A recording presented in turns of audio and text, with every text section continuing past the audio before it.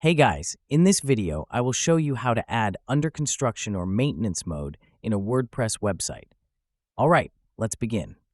First, open your WordPress website and go to the login page in the top right corner.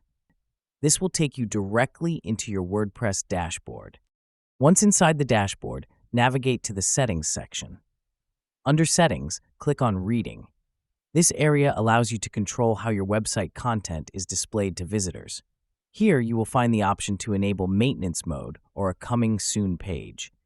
By selecting this option, WordPress will automatically display a temporary page to your visitors, letting them know the site is under construction. This is useful if you want to make updates behind the scenes without showing incomplete work. Finally, scroll down and click Save Changes. Once saved, your site will immediately switch to maintenance mode.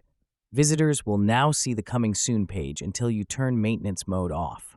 So that's basically how you can add under construction or maintenance mode in a WordPress website.